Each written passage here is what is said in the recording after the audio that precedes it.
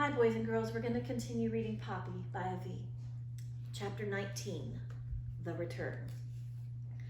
For a long time, Poppy gazed at the lifeless body of Mr. Okax. She thought she should be feeling triumphant joy. Plain gladness would have been good enough. Somewhere she did feel pride. But small as she was, it was buried deep. What Poppy felt was weariness, as if she had aged 4 seasons over the last hour. She felt old. Before her, on the grass, lay one of Mr. Okax's feathers. Poppy had never really looked at an owl's feather. This one was quite lovely. It was a mottled brown color with a white tuft at the top, soft as any baby's breath. She picked it up. In the breeze, the veins stirred slightly. With a sigh, Poppy slipped the feather into her sash. Then she turned and looked at the cornfield. At first, she thought what she most desired was to lie down and sleep. It was growing dark, but a moment's thought made her realize sleep was impossible. What she needed to do was tell someone about her discoveries and what had happened. She crossed the dirt road and moved along the edge of the forest.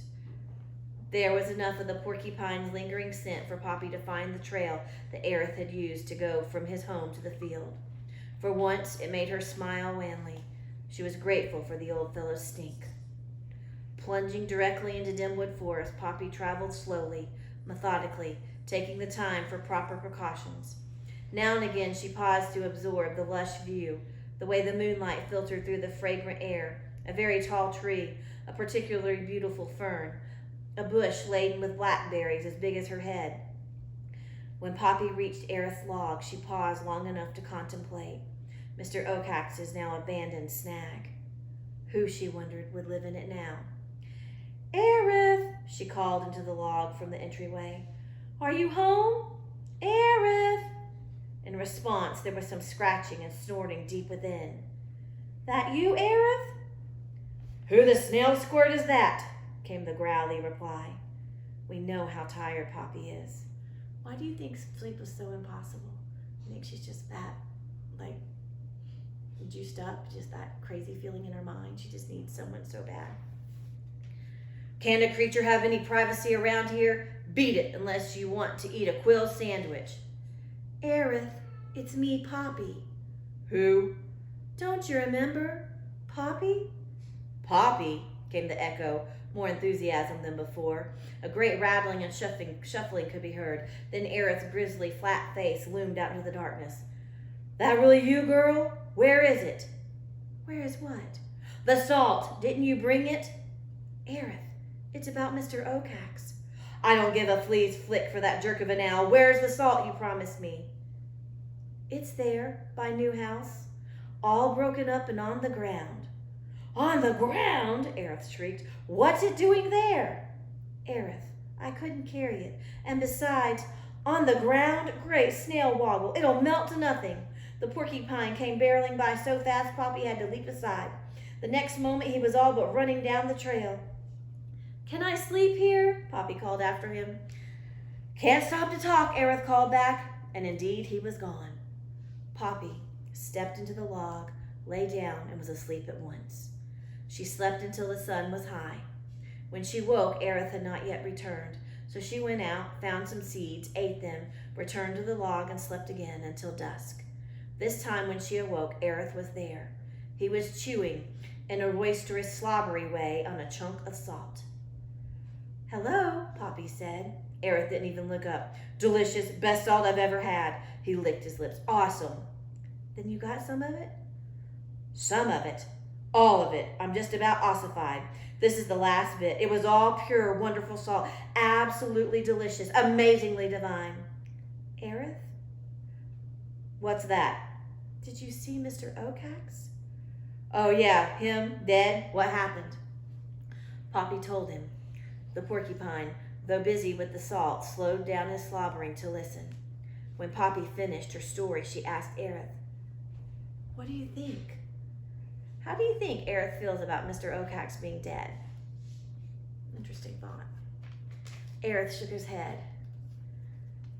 "Never thought I'd appreciate that owl's hard head. But if you say it's true..." "It is. Well, I'm grateful he broke up this salt lick. Really, Poppy. It's incredible stuff. Want some? I mean, a small taste? Aerith? What's that? I'm going home now. May I come back and visit? Sure, Poppy, sure, anytime, and bring some salt. I'm going now. Poppy? What? You're the salt of the earth. Wow. When you say someone is the salt of the earth, you're saying they're great. So we know how much Aerith really likes salt, so that's a big compliment, right? Poppy crossed Glitter Creek by using the bridge. The rest of the way she traveled by the side of Tar Road. By the time she reached Gray House, it was late. The first thing she noticed was that the red flag was flying. She climbed the porch steps slowly. Instead of going right inside, she took a peek.